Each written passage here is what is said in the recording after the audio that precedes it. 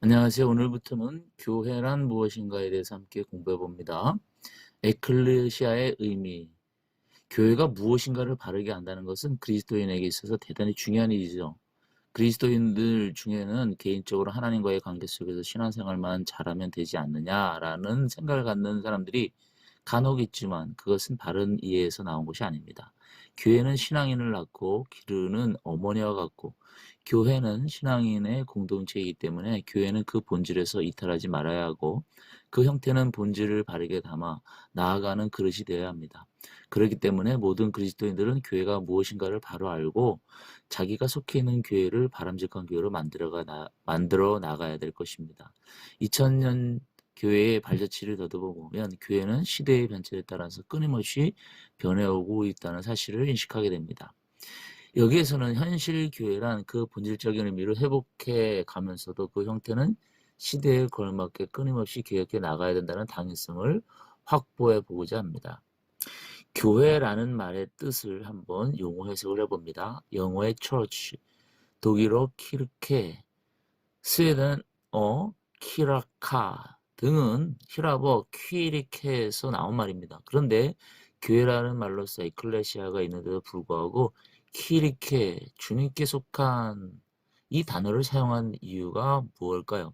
그것은 루터 교회가 에클레시아라는 말을 싫어하고 공동체라는 말을 즐겨 썼기 때문에 그 영향이 많은 독일 교회의 주님께 속한 공동체라는 뜻으로 영어로 처치, 독일어로 키르케, 스웨덴어로 키라케를 사용했기 때문입니다. 반면에 로마를 중심한 나라들은 히라버 에클레시아를 따라서 라틴어 에클레시아, 스페인어 이글레시아, 불어로 에그레이스, 이탈리아로 치에사 등등의 말로 표현돼서 표시했습니다. 종교개혁 당시 개혁교회들은 공동체라는 개념을, 로마 교회는 보편적 교회라는 개념을 강조한 것으로 보입니다. 개신교회는 주님께 속한 공동체라는 의미를 좀 더 깊이 생각해야 할 필요가 있었습니다. 구약 성경에서는 교회라는 말이 직접 쓰이지 않았고요. 교회라는 개념을 가지고 있었던 단어들을 찾을 수는 있었습니다. 카할과 에다가 그것입니다. 카할은 의논하기 위해 소집된 공동체라는 뜻으로 이스라엘 회중을 뜻하였고요. 에다는 택함을 받아 모인 집단이라는 뜻으로 사용됐으나 70인역에서는 카할이라는 히브리어를 에클레시아라는 헬러어로 번역했고 에다라는 히브리어는 시나고게라는 히라버로 번역했습니다. 그래서 신구약 성경에서 교회라는 말에는 카할과 에클레시아를 사용해서 하나님께서 특별히 부르셔서 모인 공동체라는 뜻으로 굳어졌고 에다와 시나고게는 유대인들이 예배를 드리기 위해서 모이는 집, 회당을 의미하는 것으로 제한되었습니다. 그래서 기독교의 교회는 에클레시아로, 유대인의 회당은 시나고게로 구별해서 부르게 되었습니다. 이것은 유대교와 기독교가 구별되는 중요한 전환점이 된 것이죠.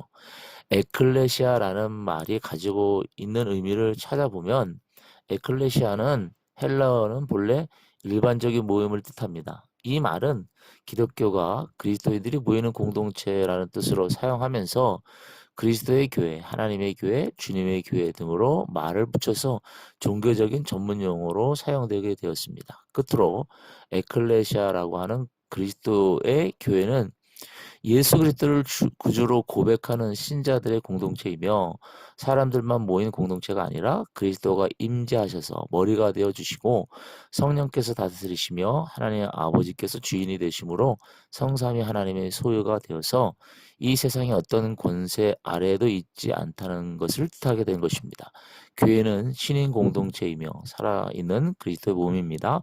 여기에서 교회의 존엄성을 찾아야 됩니다. 결론적으로 교회는 예수 그리스도를 주로 고백하는 자들의 모임이며 그리스도의 몸인 것입니다. 할렐루야.